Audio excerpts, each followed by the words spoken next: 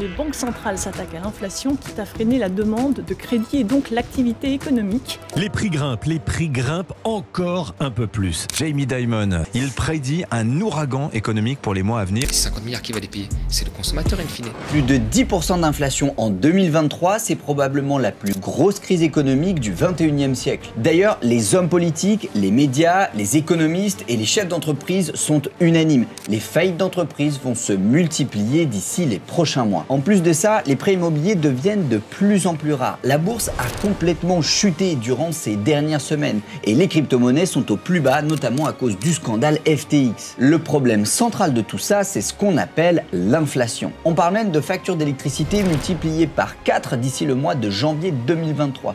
Et même si ça va être dur pour la plupart des ménages qui vont avoir du mal à payer leurs factures d'électricité cet hiver, ce le sera encore plus pour toutes les entreprises qui sont dépendantes de cette énergie. On pense par exemple aux boulangers. Et cette augmentation des prix, ce sera la même chose pour les légumes, pour les fruits, pour la viande, pour les œufs, pour le carburant, bref, pour toutes les choses que vous consommez au quotidien. Et alors la question à se poser, qui est tout à fait légitime, existe-t-il vraiment un moyen de s'enrichir et d'investir pendant cette période? La réponse est oui. Et dans cette vidéo, on va voir en détail déjà comment l'inflation va pouvoir grignoter votre épargne petit à petit sans même que vous en rendiez compte, comment s'adapter à cette période économique difficile et sans précédent, et surtout les 3 stratégies que vous pouvez mettre en place dès maintenant pour continuer à gagner de l'argent. Hello à tous, je m'appelle Tim, je suis à la tête d'un groupe d'investissement valorisé à plus de 6 millions d'euros, et dans cette vidéo, je vais en fait vous expliquer en détail quelles vont être mes stratégies et mes orientations durant les prochains mois.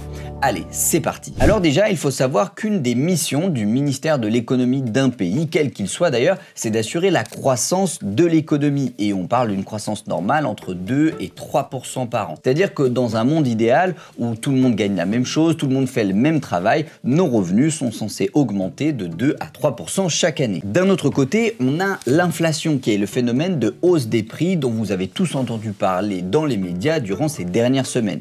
Et l'inflation, contrairement à ce qu'on pourrait croire, elle est tout à fait normale à condition qu'elle soit maîtrisée. Et on parle d'ailleurs d'un taux d'inflation normal chaque année entre 1 et 2%. Donc vous l'avez compris, si on fait la soustraction, si vos revenus augmentent de 3%, que l'inflation est d'environ 1%, ça veut dire qu'au global, votre pouvoir d'achat augmente de 2%. Et c'est ce qui permet une croissance économique viable sur la durée. Vous avez donc compris que la croissance d'un côté et l'inflation de l'autre côté, ce sont les 2 maîtrises que doit toujours maîtriser un gouvernement. Et donc du coup, quand l'inflation augmente jusqu'à 10% et donc que la vie coûte de plus en plus cher, alors que le taux de croissance lui avoisine les 0,5%, évidemment ça devient de plus en plus difficile de joindre les deux bouts. Et c'est exactement ce qui est en train de se passer en ce moment et c'est pas prêt de s'arrêter. En réalité, l'inflation, il faut savoir qu'elle est directement liée à une loi super fondamentale en économie de l'offre et de la demande. Imaginez qu'en réalité, la vie c'est comme un grand centre supermarché dans lequel tout le monde a le droit de rentrer. Dans ce supermarché, il y a différents rayons, différents étalages et différents produits. On pense par exemple à un morceau de poulet, à une barquette de légumes, à une barquette de fruits. Imaginez maintenant que l'étalage des légumes soit très très grand et que l'offre soit super importante. De manière un petit peu mathématique, avec un nombre de personnes constant qui va arriver dans le supermarché, les prix vont partir à la blesse. On va être obligé de mettre en promotion ou de brader les légumes pour pouvoir les vendre. D'un autre côté, imaginez un autre stand qui pourrait être celui des fruits par exemple, où là il y a seulement 2-3 variétés et où la quantité est limitée.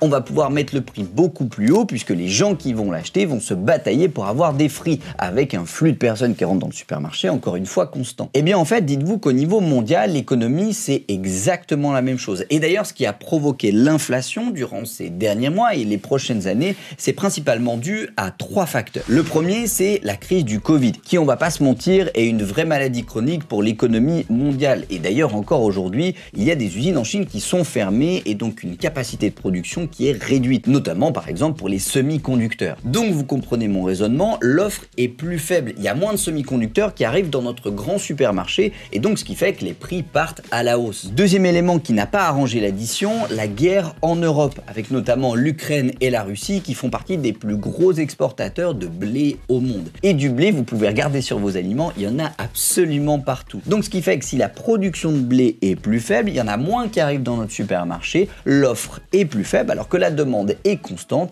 et donc les prix partent à la hausse. Troisième paramètre qui a provoqué la hausse des prix, ce sont tout simplement les sanctions qui ont été imposées à la Russie. Comme il s'agit d'un des pays les plus gros exportateurs d'hydrocarbures, évidemment pour compenser l'argent qu'ils devaient payer d'un côté, ils ont augmenté le prix de leur vente de l'autre côté. Et donc au bout de la chaîne, c'est le prix à la station essence qui est plus important et c'est encore une fois les ménages qui sont obligés de payer tout ça. Mais le vrai problème est justement ici, parce que si le prix de l'essence il augmente pour vous pour aller de votre maison à votre travail, il augmente également pour les avions, pour les bateaux et pour les camions de transport de tout ce qu'on produit à travers le monde. Et vous le savez déjà, à travers le monde, la plus grande source de production des produits qu'on achète en France, elle se situe pas en France. Donc il faut bien acheminer ces produits de la Chine par exemple jusqu'à chez nous. Et comme ça coûte de plus en plus cher, des chaînes comme Carrefour, Géant Casino ou Lidl font augmenter leur prix pour pas réduire leur marge.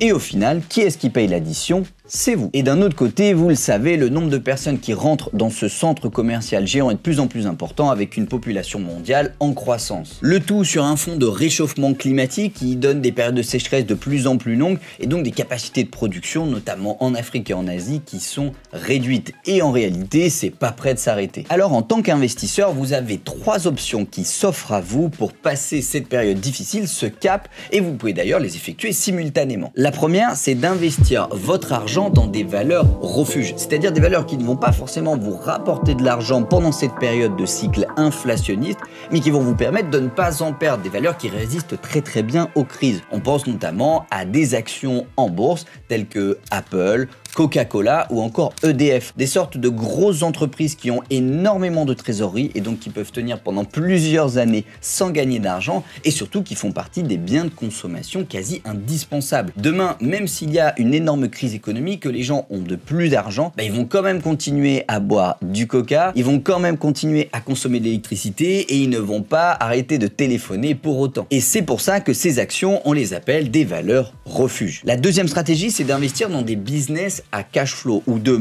créer des business à cash flow tels que le e-commerce par exemple. Parce qu'aujourd'hui, dans ces périodes de crise, cash is king. Toute personne qui a du cash aujourd'hui, elle va pouvoir saisir les énormes opportunités qui vont arriver sur le marché dans les prochains mois, tout comme l'a fait Bernard Tapie à une certaine époque où il rachetait des entreprises pour seulement 1 euro symbolique. Et s'il a pu perdre tout ça, c'est notamment parce qu'il avait à côté des boîtes qui étaient des business à cash flow qui lui donnaient un maximum de liquidité pour pouvoir s'enrichir. Troisième stratégie que vous pouvez d'ailleurs faire simultanément, c'est investir dans la pierre. Et aujourd'hui, malgré des taux d'intérêt qui augmentent et des capacités d'obtention de crédit qui sont diminuées, sachez qu'il est tout à fait possible d'investir dans l'immobilier sans les banques. D'ailleurs, si le sujet vous intéresse, je vous mets une vidéo juste ici qui traite du sujet de A à Z et vous pourrez appliquer toutes ces stratégies dès demain en un seul clic. Quoi qu'il en soit, gardez du cash aujourd'hui, que ce soit sur votre matelas, sur votre compte bancaire, sur un livret A, c'est l'erreur à ne surtout pas commettre. Puisque en période d'inflation, comme la vie coûte de plus en plus cher, l'argent que vous avez dans votre main, en réalité, il a un petit peu moins de valeur. Avec 1 euro, vous pouviez acheter hier une brique de lait à 1 euro, mais aujourd'hui, la brique de lait, elle coûte 2 euros. Donc 1 euro, aux yeux de la vie, vaut de moins en moins cher. Donc les amis, surtout en cette période, contrairement à ce que beaucoup de gens croient, il faut absolument investir votre argent.